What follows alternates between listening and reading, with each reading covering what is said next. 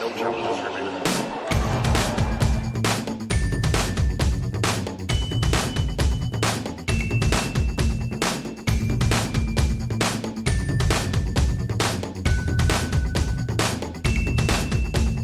Welcome to No Challenges Remaining. I'm Ben Rothenberg, joined for a sort of crossover episode here with Alex Gruskin of Cracked Racquets.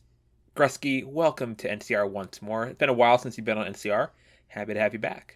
Oh, it is always a pleasure, and I feel like the CSI Miami to your CSI OG show, we have a crossover appeal here. You are on our Great Shot podcast here as well, talking a little Olympics, so I'm honored. Like, again, Courtney clearly has better things to do if I've gotten the call back 3 times this year, but I am very flattered. Always a pleasure to chat.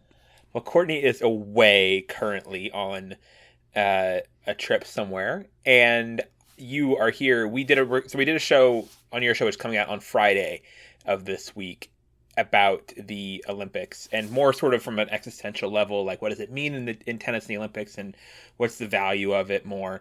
But we're going to do a quicker show here on the NCR feed, a sort of classic NCR sort of draw show, a little bit accelerated from our normal, not going to be quite as granular as we do with the slams, and the draws are also half the size. We're only doing singles here, obviously, at NCR.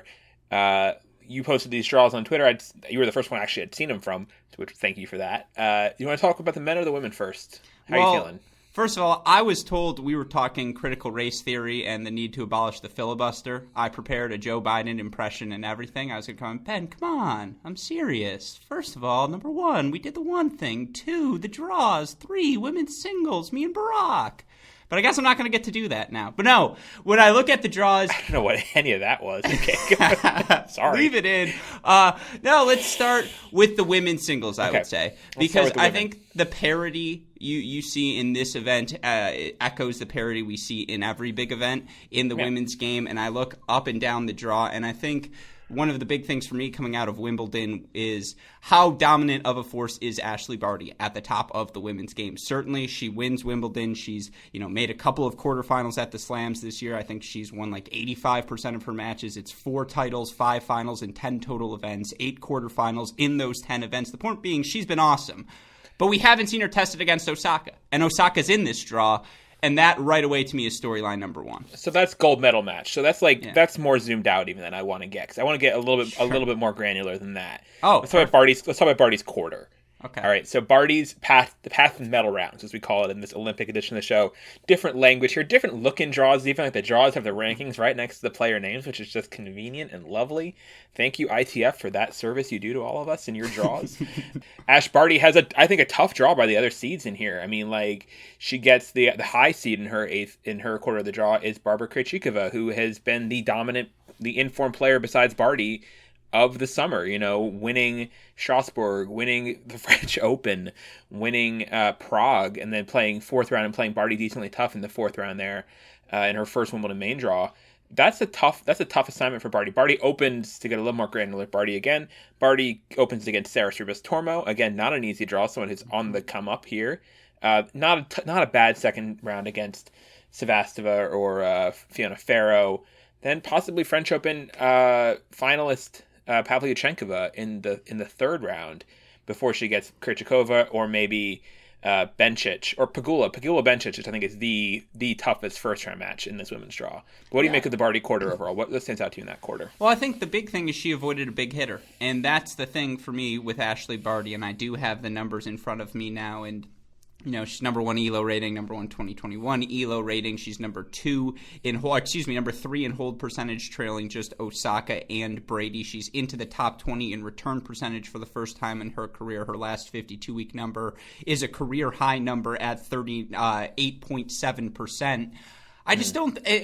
So I read a miscellaneous report that a Dutch coach was quoted as saying these courts are very slow and the balls die. You mean an anonymous report? What is a miscellaneous report? No, because it wasn't anonymous. It was miscellaneous in that I don't know if I should trust the source or not. It wasn't anonymous. The coach was on the record. Okay, let's find an appropriate adjective here. We're going to pause here. Okay. A dubious report? Dubious is suspect. Yeah, dubious suspect. I don't think that means anything near what miscellaneous means. But it was kind of like, because I don't think that was the point of the article. It was a throwaway quote. It was a miscellaneous quote in a here's what the surfaces are playing like article. You know what? Extraneous, maybe. Extraneous. I graduated from Michigan before you, Alex, and it was an elite institution in my day. No, LS&A used to mean something. But no, and the thing is, yes, Krejcikova, very, very good.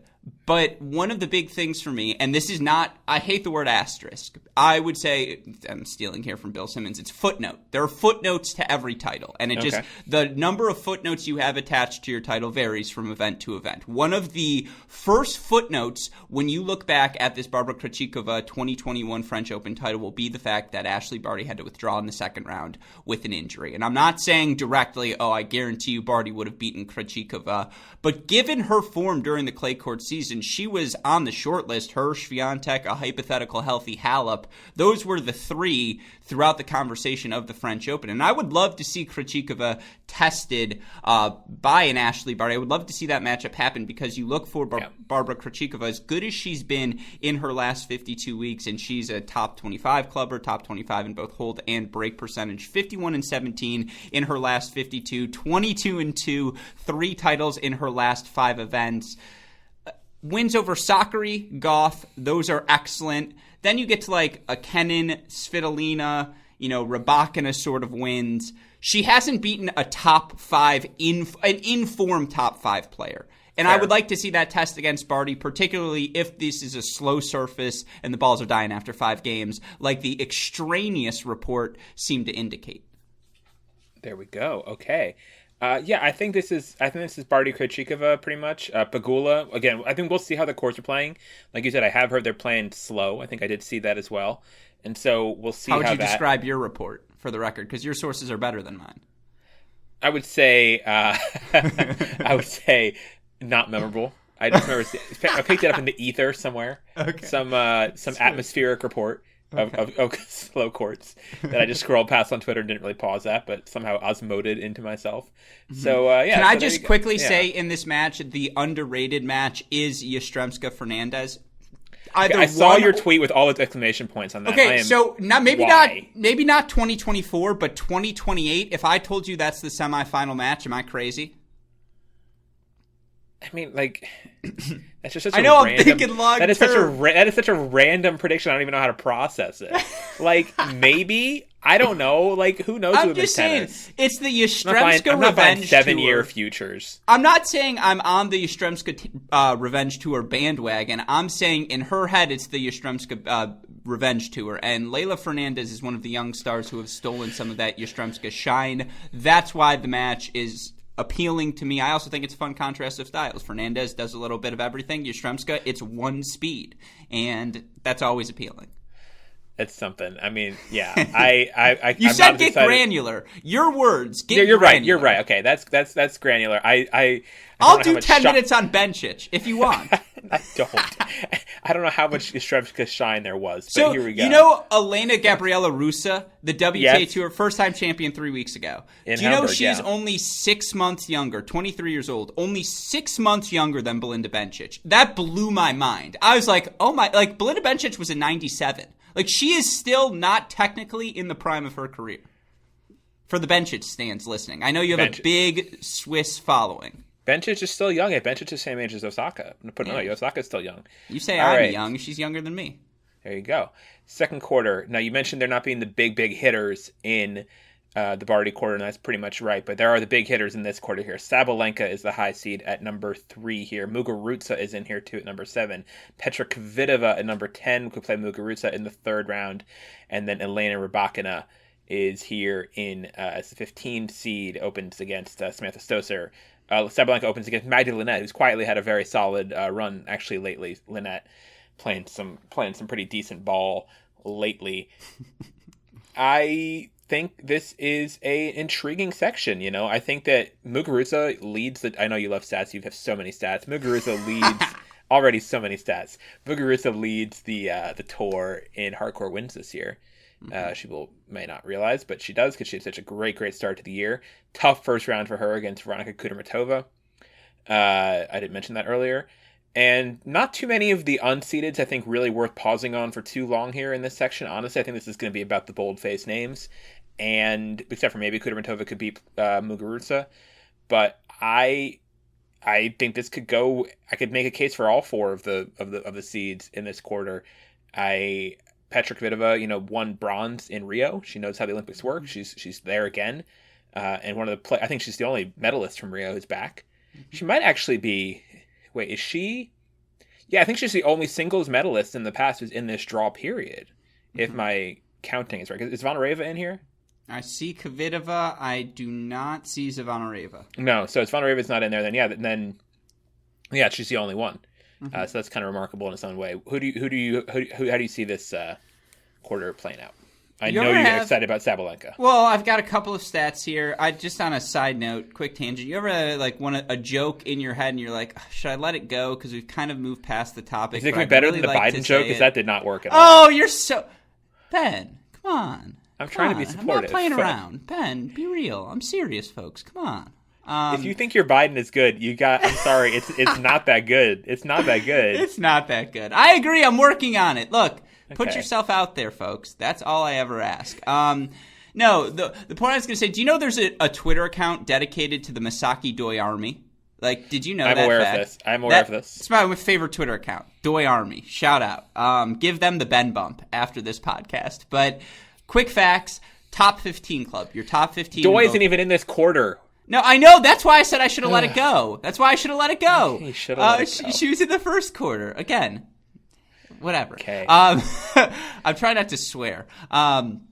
You can swear if it's going to take less time, whatever you're doing now. Top 15 club. Top 15 in hold percentage, how frequently you hold serve, break percentage, how frequently you break serve. You have 2 of the 4 members of the top 15 club in this section. In Aryna Sabalenka, who's your wins leader over the last 52 weeks, and Garbine Muguruza. Now, Muguruza hasn't played her best tennis of late, but I thought she played a really good match at Wimbledon despite losing in, I think it was the 3rd round. And Jabeur, great match.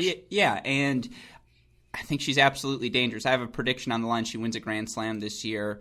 I'll throw an Olympics in the mix as well. There's no reason she can't.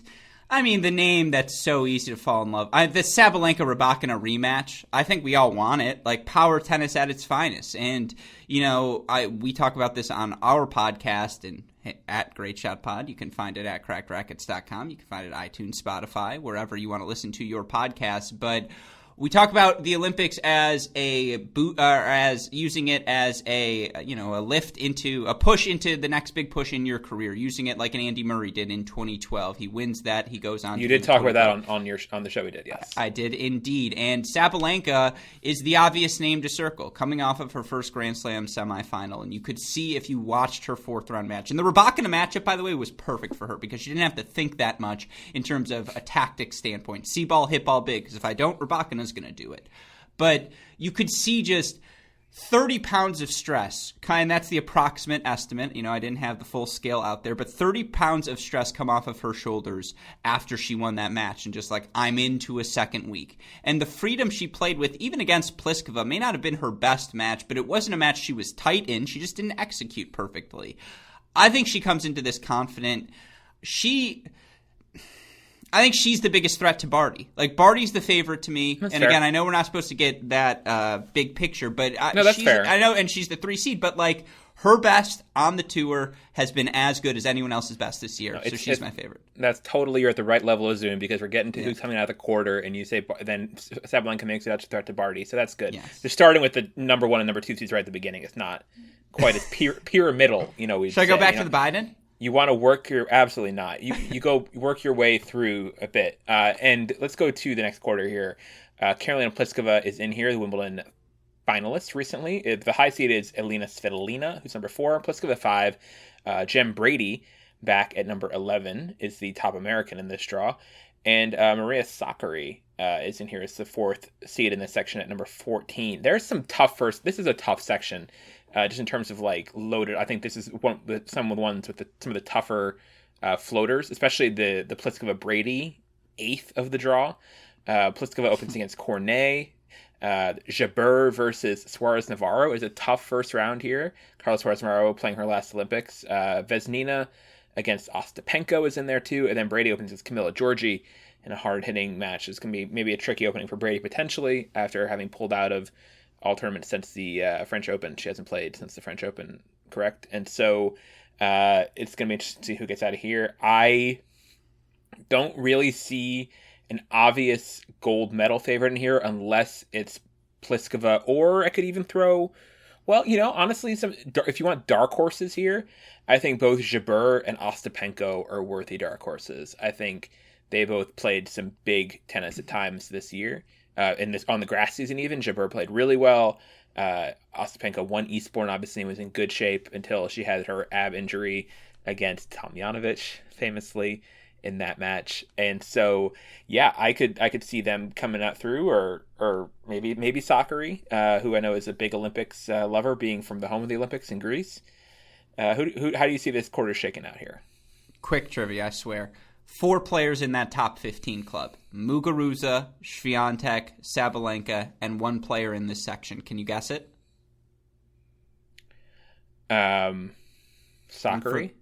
It's Ons Jabeur. She's the other top 15 member. And I think that makes sense when you think about her game. So well-rounded, plays with variety, sneaky good mover. I don't think people give her enough credit for that first step, her ability to take that ball early. And, of course, once she gets a lead, she gets to get into her bag. She gets to bring out the drop shots. She gets to bring out the serve and volleys, do all of the fun things that make Ons Jabeur one of the most enjoyable players on tour right now to watch when clicking, of course. Pliskova, a player when clicking, always dangerous. Now, there are 12 players, I said rapid fire, 12 players who rank top 25 in both hold and break percentage. 2 of them play first round. Maria Sakkari taking on Anett Kontaveit. You once mocked me openly for wanting to name those 2 players as 2 of my most interesting entering the 2020 U.S. Open. They were on my short list. And how did they do at the 2020 U.S. Open, those 2 players? Well, Kontaveit lost to the eventual champion in Osaka. I think Sakkari lost to Serena in a 3-set match that was certainly enjoyable, memorable enough that I remember what happened. Yeah, that wasn't the worst. But my picks for that tournament were like, who's the ones to watch? I was like Serena and Osaka, and you were like, what about Kontaveit? Congratulations! You picked the 2 most obvious names on the list. I picked the champion. I'm not here to be wrong and interesting. It's true. Again, your logic is sound. I can't deny that. Point being, they're just 2 litmus test players. It's like, if you can beat Sakkari and Kontaveit, you're probably an elite player right now in the game. They're both, top 10 in wins over the last 52 weeks. Tough match. Yeah, and so I think those 2, whoever wins that match, is the favorite to come out of that mini round of 16 section. I would argue perhaps even the favorite to come out of this section overall. And in fact, I'm going to take the winner of that match, Kontaveit or Sakkari, to advance out of the quarter. Hard courts, surface they both play well on. That's my pick. Yeah, I don't know if Kontaveit has that kind of big stage run in her. She hasn't made... This is essentially like just a rung below a slam, I think, in terms of pressure, in terms of everything like that. And she hasn't made those kinds of runs to like a slam semi type situation. So I mean, she's a little bit untested. My sort of leaning here is Pliskova. We'll see how Svitolina is doing in her new married life. Also, she changed her Twitter name to Alina Malfis. Curious if she changes it on the rest of the tour as well. But for now, in this Olympic draw, she is still Alina Svitolina. One thing I'll say also on the draw generally, looking at, especially you mentioned something like the Sakkari Kontaveit first round, like there's not too many dead spots in this draw. And the men's draw has some real dead spots, which we'll get into, where you see like real triple digit numbers going up against each other in the first round in terms of ranking. But the women's draw has held up better in terms of the withdrawals, in terms of that, and has obviously the depth too of so many players feeling relevant that it feels okay. But no one's been more relevant at the Tokyo Olympics in tennis than Naomi Osaka, who on the women's side, obviously. Maybe you can make a case for Djokovic, but I think it's still Osaka's going to be the most closely watched player at this tournament. We have not seen her since she pulled out of the French Open second round. She opens against Zheng Sai. Not a bad draw for her, really. She gets Golubic or Osorio Serrano in the second round, and then Kiki Bertens, who's in her final tournament of her career, potentially is the seed there against Vondrousova, and then also Buzarnescu and Alison Risk. So no one who's like hugely in form, really, in her first 3 rounds, I would say. And then she could place her buddy Iga Swiatek in the quarter, or potentially Elisa Mertens. I like this draw for Naomi a lot. I think she could not have asked for much more, honestly. What do you think? Golubic's the scary one. 40, I think 6-16 over her last 52 weeks. Now, a lot of that, and I may be a few losses off, but a lot of that has come over or on the ITF level, but she made the big run at Wimbledon, and she's someone who plays power tennis. And by the way, Golubic, I think, is the last one-handed backhand in the top 100 right now in the women's game. Absolute cannon coming off of that side of the wing. And, forehand as well. If you give her time in the center of the court, she's going to tee off on the ball. Now, of course, Osaka, with her serve being as it is, and, she's the number one server right now in hold percentage in the women's game, it's a bad matchup for Golubic, and Golubic's going to have her hands full in round one anyways with young ascending former world junior number one Maria Camila Osorio Serrano. But I think that second round match is tough. I think that is going to be. I think Sasa is saying that's a match that Osaka should get through comfortably. But I think round two's the real litmus test. Sorry to use that term again. That's one of my go-tos for Osaka early in the tournament. Now the tennis hipsters, they're locked into that Putintseva, Podoroska, Alexandrova, Mertens side. Those are four interesting players for many different reasons. None of them are going to have that fantastic upside, that wow you power, that wow you one thing they do on the court, but they all do a bunch of things really well. And then, of course, on the top of the draw sits Iga Swiatek. Was it Rogers Cup 2019 when Swiatek and Osaka played? What was that, second, third round? Yeah, that's correct. And they were at the end, they were we should be friends. And they were. It was great. And Courtney deserves all the credit for that. Courtney totally match made that. Yeah, friendship. No, I remember her talking about that as well. And so, again, where are you, Courtney? We miss you. Respond to my emails. But, got to do what I got to do. She came on your show eventually. I know. She's wonderful. She's lovely. Yeah, it's shameless plug. It's an interesting, I don't know. Your desperation. Yeah. Did I mention I'm wearing an Iowa shirt right now? Shout out to Iowa women's tennis. It's fascinating just because I do think there are a lot of tests for Osaka. I disagree. No matter who comes through the section, even if it's Swiatek knocked out early by a Paula Badosa, even if it's a Mertens, there's a lot of different permutations of this draw that end with a Naomi Osaka early round loss. I just think it's relatively comfortable. I think Sai is a good opener for her. Yes. I think Golubic, obviously she made just Wimbledon quarters, but I don't think her game is especially on a slow, hard court. If that's what we're getting here, I'm not that worried about it for her. Pretty straightforward. Mertens, I don't see making it to the third round, honestly, and no one else in that section of Buzarnetsky or Risk or Vondrousova is that dangerous to name it to. I think overall, relatively, I think she did okay here. Mm-hmm. So who wins? I have a theory, or not a theory, just I'm going to go down with this. Sabalenka's going to win a big title in her career, and until she does, I am going to pick her at every event that's not a hard court slam Naomi Osaka is in.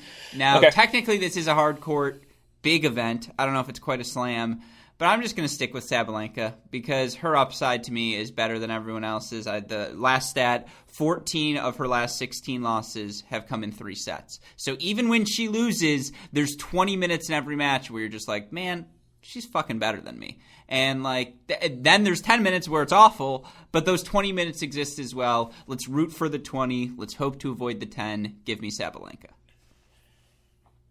So do you want the full panel of medalists? No. So you're thinking Sabalenka. Yeah, well, sure. Okay, sure. Give me your podium. Sabalenka gold. All right, so then you got to pick somebody else from the bottom half for silver.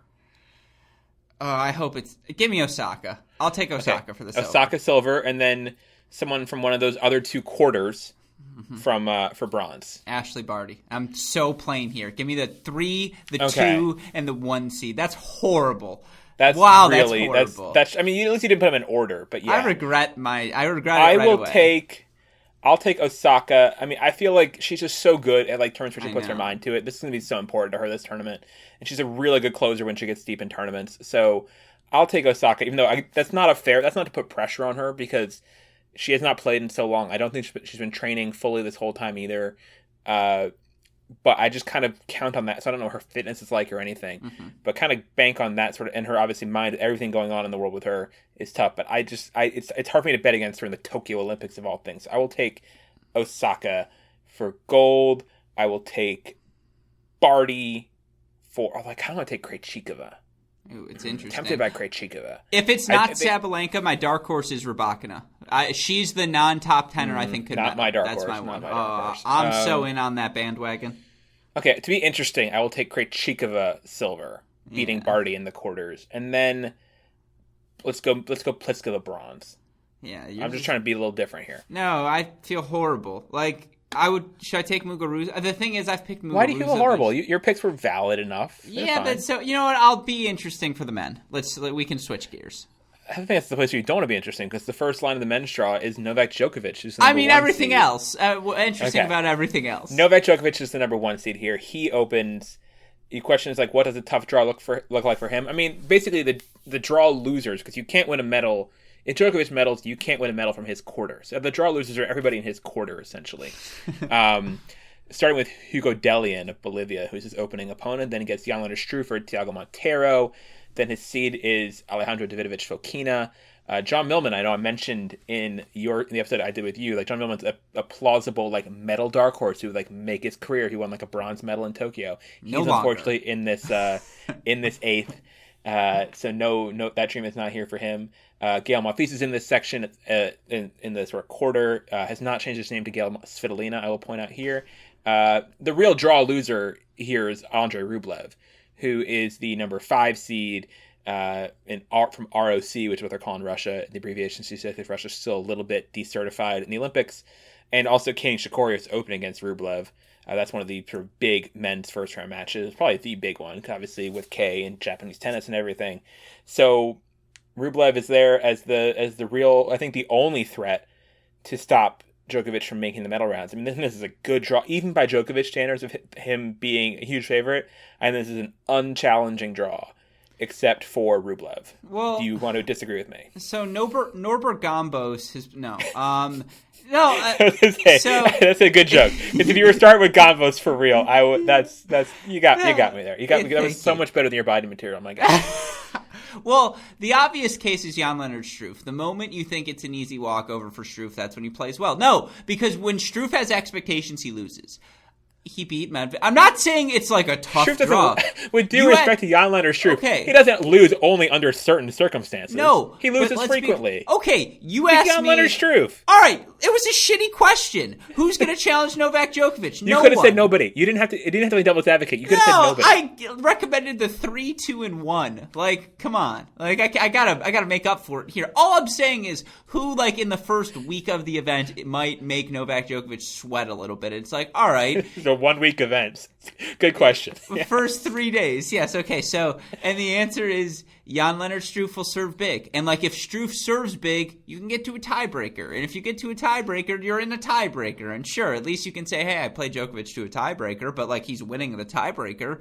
I mean, I would love to see him play Musetti again. You could make a case to yourself, Ben, 3 sets at the Slams Rothenburg, that Lorenzo Musetti was up 2-0 on Djokovic at the French Open. And so it's not like a real threat because Djokovic didn't, I don't want to say start trying, that's too mean, but he didn't lock in until the 3rd set.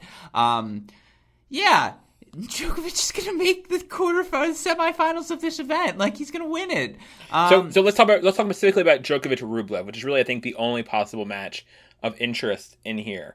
Is that a matchup that Rublev can do anything with? Well, he's a top 15 guy. And there are 5 guys on the men's side who are top 15 in both hold and break percentage. That list, very easy to guess. Djokovic, Nadal, Medvedev, Zverev, Rublev. And it makes sense that Berrettini and Tsitsipas with their backhands aren't on that list when you think about it. But it's funny. If I told you, all right, let's just play last guessing game, I swear. How many matches has Andrei Rublev played over the last 52 weeks? Top of your head. Ooh, I would say like 70. 80. He's played 80 matches. That's the most on tour. Now, he also leads the tour in wins, but he's 62. Like, 62 and 18, that's Dominic Thiem-esque. He was the heir apparent. Like, he's replaced Thiem. I'm playing every event. I'm being on court because I want to compete. And it's obviously borne fruit for him. He's now a solid top 10 player. He's going to be competing for World Tour finals for years to come. He is one of the 10 players who always matter if they are in an event on the ATP Tour. And he's certainly got the weapons to go down swinging, right? It's really stupid to say, and at Great Shot Pod for the Djokovic fans who listen to me to this, who are like, you're right, that is stupid to say. Sorry, don't give me that look. But to beat Djokovic, you have to hit through him. And it's the hardest thing in the world on a tennis court to do. And only 3 people are really capable of doing it at their best. And they're Prime Federer, Prime Stam, and Prime Del Potro, who obviously did it first round 2016 Olympics. It's one of 5 times I've ever seen Djokovic lose when he plays his best tennis. Like, Rublev will go down swinging. He has that going for him. The question is he consistent enough to pull it off? I've seen Daniil Medvedev find the Rublev backhand and just break Rublev down enough on a hard court that I think Djokovic will do that as well. And so that's my concern. Now, the other way to beat, I suppose, Djokovic is to be able to hang with him physically, a la prime Nadal and, yes, prime Andy Murray. Go watch the footage, 2012, 2013, 2015, 16. He could hang with him. They took tennis to a new realm. I know you're agreeing on just, come on, got to plug Andy Murray. Why do you think he's got metal hips now? His hips do lie.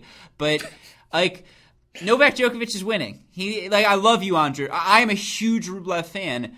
But we saw at Wimbledon, Djokovic didn't play his best tennis in any match, and yet he was never truly pushed. He's 34 years old, and yet he exists in a world different than everyone else in the tennis world, and so he's the guy in this quarter. It's a question of if Rublev can last. I do think the best of three thing is meaningful. Like, you can sort of swing away, and Djokovic will have less time to turn things around. The question is, like, Rio Olympics, to name a corollary event, one of the slowest conditions of all times in tennis, just absolutely glacial pace. I watched a little bit of clips of Delpo Murray final. That match was a slog. Yeah. I mean, even with Delpo on the court, just struggling to hit through it in that fourth set, especially, just like yikes, tough to watch that match. Honestly, for me, just not aesthetically my style at all. But you're wrong, but it's okay. No, just completely right. I know one person actually who's specific, one player who changed his mind about best of five because of that match. He's like, I couldn't watch that match. That was impossible. I can tell you who it is. A lot of Delpo slices. Anyway, so Rublev, I think he's the one guy with a shot of keeping Djokovic out of medal. I just don't see the rest of it happening. Rublev could lose to Nishikori, though, or he could lose to Monfils. Shout out also here before we get to the next quarter. Can I just say, he will not lose to Monfils. Okay. I think Nishikori. Brief shout out, not competitively relevant. Brief shout out to Federico Coria, who just recently made the Bostad final. He did. And during the trophy ceremony, was reading Google Translate phrases in Swedish off his phone. Adorable. It's very sweet of him. Very adorable content. All right, the next quarter I think is the softest quarter I think here. It is the quarter led by number 4 seed Zverev, who the 7 seed is Hurkacz in here too. Hurkacz has a tough first round against Martin Fucsovics, who's been a solid player this year, and Aslan Karatsev is in here. Although he hasn't had a strong few months, he's cooling off finally after his unreal start to the year. Zverev opens against Rendy Liu, who's ranked 573 and finally has run out of protected rankings apparently because he's not in the U.S. Open entry list I saw. But this guy, I was looking at his tennis abstract, Rendy Liu. Rendy Liu has won one match since April 2018. And he keeps getting into all these tournaments. It's crazy. It's in the tournaments he's been playing too, have been big ones. Australian Open, Dubai, Australian Open again, Miami, French Open, Queen's Club, Wimbledon. Like, the protected ranking thing on the men's side gets abused a lot. It's Tursunov-esque what's happening here with Rendy Liu. And I do like Rendy Liu as a player generally. I used to, I haven't watched him in a while. His one women's against Sam Querrey in Miami, randomly enough, from ranked outside the top 1,000. But it's kind of a joke he's still in these events competitively, honestly. But anyway, Rendy Liu, shout out to him. There's some soft matches in this section for sure. You got your first round between Daniel Alahi Galan and Mohamed Safwat, both outside top 100. You get Francisco Cerundolo, because I know there's two of them, against Liam Brody first round. You get Thomas Barrios of Chile in this section here. There's just some names that you just see being like, I don't know what's happened to this matchup. That's what I was saying. There are some chunks of raw dough in this cake a little bit in this draw. But I think it sets up really, really smoothly for Zverev, honestly. We'll see how Hurkacz turns around from Wimbledon, if he's at all burnt out or if he's inspired. But Zverev, I think, has to be really, really happy with this draw. Sonego as a seed is not really a known threat on hard courts. And Hurkacz is potentially tired, and Karatsev, I think, is flagging a bit. So I think Zverev to the medal round seems like a fairly safe prediction here. Yeah, I mean, Fucsovics, as always, has his opportunity to upset a seed early in the tournament. Now, we talked about it again. Great Shot Podcast. Find it at crackrackets.com. Find it wherever you listen to your shows. Hubie is another guy, much like Sabalenka on the women's side, who you could just feel poised for a breakthrough sort of event here, who would be a sort of guy with his first serve, with his ability to capitalize on a player's tentativeness, his ability to move forward. That might be a tough quarterfinal for Alex Zverev. And this is the all-modern corner, right? In Zverev, Sonego, Hurkacz, Fucsovics, all guys 6'3", 4, 5, 6, represent sort of the direction the men's game is going. I'm going to take a shot at your shot at Tomas Barrios Vera, who's had a ton of success at the challenger level this year. Certainly, Cristian Garin chooses Gstaad over Tokyo. That's another topic we explored on our podcast. A bold choice by him, especially just given how open everything feels outside of Djokovic at these Olympics. But this quarter, what about Shapo going? I know we talked about this on your show a little bit too, but Shapo playing Gstaad instead of the Olympics. I mean, come on. 250? What's the number? Not even a clay lover, Shapo. What is that? What's the number? 250? 300? For how much money he got? Yeah. That's a good question. I mean, like, if it was knowingly I'm playing this instead of the Olympics, I would think that's probably about what it is. And for the record, that's not a nefarious... That's not a nefarious motive. Go do what you want to do. Like, he is at liberty to do whatever he wants, and he's also we're not the Canadian Olympic Committee. We're not the ones who are responsible for Canada. He's also medals. Nursing a top 10 ranking, so you can sort of understand why. Was that proper use of nursing? You made a face. I feel like he is nursing a top 10 ranking. That's not what that is. Yeah, he is. No. It's nursing is that's what you do to like a beer or like a baby. Yeah, he's kind of exactly. He's kind of like he's sipping on it. He's not really fully top 10 yet, but he's sort of tending to. Yeah, nursing and tending to are synonymous. Anyways, is right. Point being, we'll leave it up to the listeners. Point being, this section is not the most dramatic. I do like the Tommy Paul Aslan Karatsev matchup. That's a fun one. That is like objectively, two good-looking guys, two guys who play very fun tennis, who can make exciting things happen on the run. That's fun. Liam Brody's been a great story on the Challenger Tour, as has Francisco. Nice to see Liam in the draw. The hipsters are in on that match. But no, Fucsovics, by the way, the heir apparent to the Tomas Berdych all-leg team. But yeah, Zverev, it worked out well for him. It's a good draw. Yeah. He probably advances. Bottom half here. In the third quarter of the draw, the high seed is number 3, Stefanos Tsitsipas at number 3. He opens against Philip Kohlschreiber, then could get Francis Tiafoe, who beat him in first round of Wimbledon. It's an interesting chance for a rematch there. And then third round could possibly get Ugo Humbert if it's another seed, number 14th seed there. Andahar Kekmanovic, Majczak floating around there as well. Tiafoe plays, did I say Kwan? And anyway, Tiafoe opens against Kwan. And then Diego Schwartzman is there as well. If it's a slow hard court, I would think Diego is in good shape at this tournament here, although obviously Tsitsipas is too. And then actually Khachanov would like a slow hard court as well. The other seeds in this section, 12 Khachanov, 8 Diego Schwartzman. And this is another section where there's just some names that are just like this. There's a first round between Thomas Machak and Joao Sosa, both well outside top 100. Lucas Klein ranked 246, not a name I'm familiar with, I gotta say. And I'm not saying this just to feel like, wow, like you suck. I'm just saying it's cool.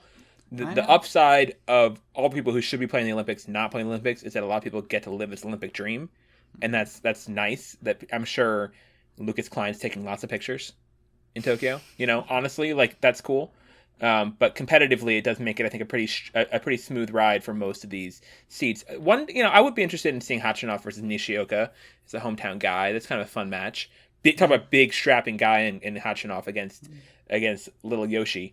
So what do you think of this? So who makes it to the medal rounds of this section? I think it's I don't really see Hugo. I don't think if it's a slow serve. I'm now thinking it's slow. If it's slow, I don't love Hugo. What do you think? I think you threw an H in there. Ugo Humbert. Yeah, exactly. Hopefully Lucas Klein gets to work those cardboard mattresses, because I don't think he's going to work this draw. It's going to be tough for him. I would say I appreciate you justifying your challenger player slander to the tennis gods. That was much appreciated. It's not slander. It's the Olympics. No, right? I know. That's what I'm saying. You are justifying it to the tennis gods. It makes sense. I'm not disputing any of the facts you made. I'm just pointing an observation. Because Lucas Klein is the guy who got in because they started taking players off the doubles list. I did a full pod on Thomas. Is it Matt? How do you pronounce his last name exactly? What are we going with? You did a full pod on how do you pronounce his name? I would love to hear that. No, we did a full pod on him. I just didn't want to say it incorrectly. I'm just wondering if you said it correctly on this full pod you did. Well, we definitely did. I listened to the ATP. I listened because they have him on the website. I'm not 100% sure, but I would say Macaque. Yeah, it's escaping. I won't say it incorrectly, but the young player out of the Czech Republic, one of many young talented Czechs right now, Yuri Lehecka. I could keep going. I'll save it for another time. They are due a restocking at the shelves in Czech men's tennis. And it does look like they are. Look for Vic Kapriva. He's got a fun match tomorrow. I think he plays Shapovalov, actually, funny enough, in Gstaad. So that's one to watch. But no, Nishioka Khachanov, I would argue, if you're a fan of Japanese tennis, the home crowd is more exciting and more winnable than the Rublev match. And I'm on the Kecmanovic bandwagon. It's interesting. He just is interesting. He looks like a ball. He's a ball machine. And so on a slow court like this, I think he beats Humbert. I think he's the seed who plays Tsitsipas in the third round. But yeah, you mentioned it. Slow surfaces. If we're agreeing with the suspect reports, then Tsitsipas in the second. It's boring, but he would be the guy here. I think it's weird. It's weird. As much as there isn't amazing depth, quote unquote, in terms of parity in men's tennis right now, the top 4 seeds we have in the way the draw shook out, the top 4 seeds I think are fairly protected. Well, getting back to my top 15 club point, the 5 guys that are top 15 in hold break percentage are Nadal, Djokovic, Zverev, Medvedev, and Rublev. That makes sense. Those have been your 5 best players: Sans, Berrettini, Tsitsipas. It makes sense that the numbers are saying what the eyes are saying. That's not a very different list in the rankings, though, too. Yeah, but that's which is why it all makes sense. It's if the numbers say it, if the rankings say it, if your eyes say it, we have a definitive top 5 right now, or top 8 right now. Let's wrap this up with the bottom quarter. Daniil Medvedev is in here as the number 2. He gets a rematch of his first round at the French Open. You want to hear the top 50 club? I'm just kidding. Against Bublik. Who's actually, this is one of the tougher first rounds too. Bublik, obviously a very up and down player. Just played in Newport, another grass event, so he's got a different sort of itinerary.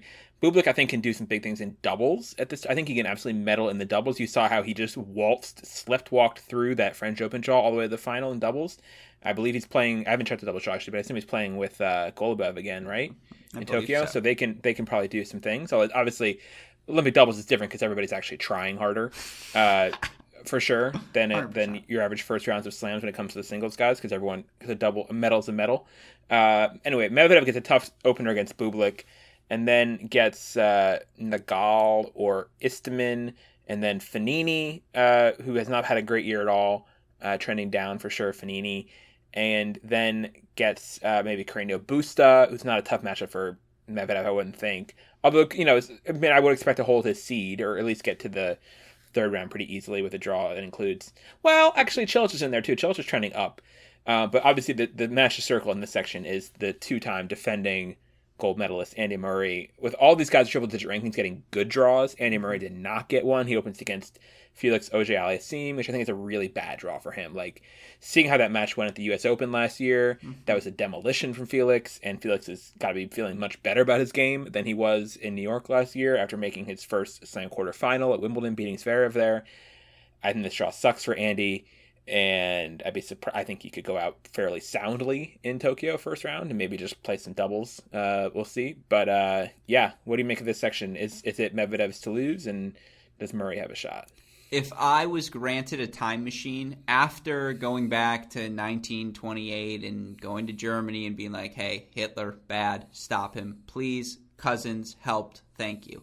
The next thing I would do after all the serious stuff would be to go to 2012, get Andy Murray, take him in a time machine, and be like, let's watch your 2021 Wimbledon match together, because I just want to see how you react to watching yourself play, because watching him slice out of corners is just devastating. And it's the pace that FAA plays with is the exact sort of matchup. Wait, you'd want to go to find 2012 Wimbledon Andy Murray? No, I would want to... And make him have a bad day? No, I want to watch his reaction. Play? No, I would want to watch his reaction to watching 2021 Andy Murray because the entertainment. But he'd be so sad. No, he would be so angry. He'd be like, "How did I let this happen to myself?" Like, I don't think he'd be. That sounds torturous. Counterpoint. Maybe he spends a little less time on the Versa Climber in 2013, 14, 15. Yeah. He helps save those hips. I'm actually doing the tennis world a service, so again, take your accusations out of here. And it would be delightful. But this version of Andy Murray, pace is his weakness. And how Oscar Ota lost that match, beyond me. How Nicholas Basilashvili lost that match, beyond me. Because for both of them, they had the power advantage. The match was on their rackets, and Murray escaped. And he deserves credit for his cunning, for his guile, all of the Andy Murray. He's going to be a much better player and competitor than those guys. Yeah, but the tennis wasn't good. If we're being objective, when you're Andy Murray, when you're first ballot Hall of Famer like Andy Murray. But I disagree. You know how to BS your way through a match at Wimbledon. To a point, until you play a player who's good enough that's no, your BS doesn't fly here. Like Felix is that exactly. player. Which is you bring me to the crux of my argument, which is why Felix is a terrible match. Always happy to get you to the point. Always happy to get you to the point. Wait, can we go back to the time machine? What would you do? No. What would you do? Pass. Tennis related. You have one tennis related time machine thing. Do you go back to the slams and say maybe to fast forward to the end of this episode? Getting derailed. So Medvedev, is he making the medal rounds here? Is he going to complete the 4 for 4 of the top 4? I'm guessing top 4 seeds across the board. This is atrocious. But here's the thing, I'm all for spicy picks. I just don't know where to find them in this draw. Well, it's also we'll see how it goes. I mean, maybe this is a perilous tournament to be projecting at all. I don't know. I can't remember honestly if we did draw shows in 2016 or 2012 for Olympics. I feel like we maybe did a little bit at least. But the Olympics are a different beast, right? It's a different kind of pressure. People will crash early and not. Maybe it's not a good idea to be predicting this because right now it does feel very chalky, and maybe we are in a moment of stability with the tours relatively, where at least on paper they make sense. Okay, Svitolina I don't think is really playing a top 8 player right now. She's a top 8 seed. Although last time I said that it was in Singapore 2018, and she went on and won the tournament. And it's the only player who didn't belong in that field. So I don't know what I'm saying here.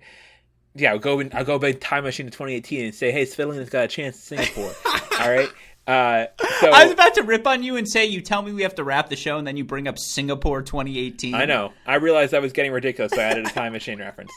No, I think this draw, again, things can happen. It's sports, but they're especially on the men's side, they're less proven, but there's a lot of cushion in this draw. There's also a lot of players missing on the men's side. Exactly. Yeah. There's fewer threats. You get a second round against Istomin or Nagal, you're going to win that match. No Nadal, no Berrettini, no team. Those are all people who would be challenging the top 4 seeds in their section, and none of them are in this draw. Freaking team, man. Would love a slow hard court. If it is slow, again, love it. We'll see how it plays. Also, it's another thing that makes it weird about projecting. I don't know I'm not seeing this court, these conditions at all. The last Olympics in Rio were very, very slow. The ones before that were in 2012 were really crappy grass courts. They got so chewed up on the first day. I don't remember that first match. So it's the first match on center court was Steve Darcy against. Do you remember who he played? This is deep cut. This is what tournament is this? 2012 Olympics, men's first round, opening day. Who played the first match on center court? I'll give you a hint. Steve Darcy beat this player. Oh, if it was first round, it was an upset. Oh, it was a top 10 seed. Was it Tsonga? It was Berdych. Close. It was a power hitter. He beat Berdych, and they were both falling down all over the place. And they had a before and after on NBC or whatever channel it was, Bravo, who knows what was showing Olympics tennis that year, of how green the court looked before the match, during the first point, and then how brown it was by the end of the first set. It was so chewed up so fast, that match. Anyway, so we're not going to have that in Tokyo. It was a hard court. It'll stay pretty solid. But yeah, we'll see how it goes. I think. And then if it gets there, I think Djokovic is a big favorite against a Zverev in the semis, and it would take some doing. It's just a question again for Djokovic. It's all down to him. It's all down to how he holds up mentally, physically, emotionally in the situation. We know last time he played an empty stadium tournament, a fully empty stadium tournament, I believe, for the whole way was the U.S. Open, and he got himself defaulted there. He overloaded and malfunctioned, and to use machine terms for him, which he's not a machine, obviously. And so it's gonna be Novak's the guy to watch for the men. Osaka's the guy to watch for the women. The gal to watch for the women. And we'll see how it goes. I'm just imagining now people aggregating this podcast and reporting like Ben Rothenberg reports off of a report that there are slow courts at the Olympic. And it's like a miscellaneous report. And they're like, miscellaneous doesn't mean that. Yeah. No, I did hear that it's slow, which makes sense because it's a brand new hard court. No. You got to play on a court to make it fast. Absolutely. It's interesting because then I got into the wormhole of, well, we thought Japan would rig the courts to make them fast for Naomi, and I was like, please. Although that that's my sort of content. Naomi doesn't need fast courts. I mean, she does fine on she's any hard court. I was gonna say just a hard court. She won Indian Wells. Yeah. Look, the big storylines now to go full picture, full circle here. I would love to see any of these top seeds take off. Obviously, on the men's side, who can beat Djokovic? I don't think it's anyone. I won't get into the odds sort of thing. Well, do you want to know the odds for him right now? Is that something that flies with the no challenges remaining? He's minus 150 right now, which just feels low. Which means that he's favored against the field. Which, yes, but not by as much as he normally would. Like, you would think, given how he's coasted through these Grand Slams, you would think it'd be more. So I think they just think the conditions are going to be weird. And you're right. Until we see the tennis unfold, it's hard to know for sure. That said, that's the men's side. Women's side, always parity, always exciting. If 4 different semifinalists make it than the Grand Slams this year, can we say that the stat is there have been 16 different semifinalists at the 4 major events this year coming out of the Olympics? Because there have been 12 different semifinalists through the first 3 slams of the season. For the women, you're talking about. Yeah, for the women. All right, so let's play that game very quickly. If it's 4 new semifinalists, who is it? Look, pull up your women's draw. Who's making it? If it's 4 new ones, so it has to be Bencic or Pegula from the top quarter here. I think. I'll pick Pegula. Doi Army, you're gonna take that? I'm picking Pegula. I'm taking Yastrzemska now. Actually, Olympics, something funky happens. She goes down swinging. Yeah, I mean Pegula's the logical pick, but to be different than you, I would like Yastrzemska's the interesting one. Take Yastrzemska, go for it. Yeah. All right, so next quarter. New semifinalist, I would take Kvitova. I'll take Rybakina. All right. And that's the one I feel best about, by the way. Although Kudermetova was the winner through the first third of the season, but Rybakina. This quarter's tough. I would take Ons. Wait, did Rybakina? Yeah, Rybakina didn't make a semifinal. No. I would take Jabeur for third quarter. Who didn't make a... Kontaveit. Duh. All right. And fourth quarter... Or Ostapenko. Ostapenko hasn't made a quarterfinal, right? No, semifinal. We're talking about semifinal. Oh, excuse me. She hasn't made a semifinal. No, she hasn't made a semifinal, but I'm taking Ons. That's not a bad one either. I'll take Kontaveit. All right, and bottom quarter, I'm taking Swiatek. Ooh. It's got to be Swiatek. There's no other choice here. Yeah, duh. I forgot what the parameters were for the decision. I was like, dark horse. I was like, no, just not semifinalist. Iga, duh. So there we go. Alex Gruskin, thank you very much for being on NCR. Have a lovely rest of your Friday. May I quickly plug? Yes, please. First of all, tell people where to hear the other longer episode we did. Oh, this one got longer than I expected, but tell people the other episode we did. Well, if you need a second hour of Olympic talk between Ben Rothenberg and myself at Great Shot, which is blissfully free of Joe Biden impressions, unless you've edited some in. No, I did one in the intro outro. You didn't hear it. I'm really trying to what's the word? Impose it upon my listeners. Work on it, improve it before you put it out there again, maybe. Yeah. Dainu is what we'd say in my culture, but you can find all of the podcasts at crackrackets.com. Ben joins me to talk Olympics. We've had familiar guests to this podcast. David Kane was on the show recently. We had the man behind Tennis Abstract, Jeff Sackman, on the show. We've had a bunch of great guests, including Ben, of course, as well. So go check all of that out. Crackrackets.com. We're overdue to have David Kane back on. We need to have David Kane back on at some point. No, he signed an exclusive deal. Sorry, Tennis Channel podcast. Well, good for him. I actually don't. That's not true. Let's be clear. Thanks for being here, Grusky. Enjoy the Olympics. We'll talk to you again soon. I'll see you soon. Ben. Thank you.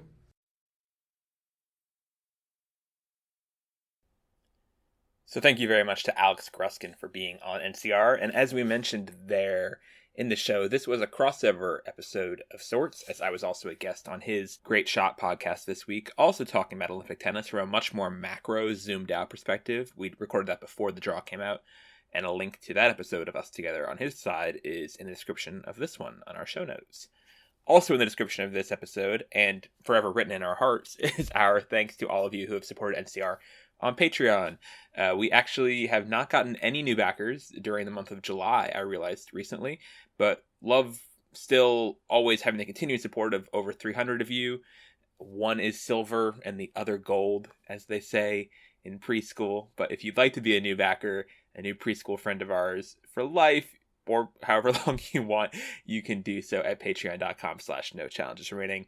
And you'll get all sorts of bonus video content there, like Courtney seeing if she can pick Casper Ruud out of a photo lineup. And also hours of bonus audio episodes with me and Courtney doing listener mailbags at length and stuff like that as well. And you'll get to hear your name on an episode, or not. If you wish for us not to say your name, you can tell us that, and we will happily accommodate. All of these great Patreon folks with a Slam Champ level or above get to hear their name on every episode. And they are Susanna W., Sean Mulroy, Mary Carrillo, Leah Williams, Liz Kennel, Jonathan Weinbaum, Sean Simeon, Antonio Maycumber, Anna Valinder, Timothy Liu, Ashley Keel. And our GOAT backers, Nicole Copeland, Pam Shriver, and J.O.D. As we wait the bronze, silver, and gold, sayonara.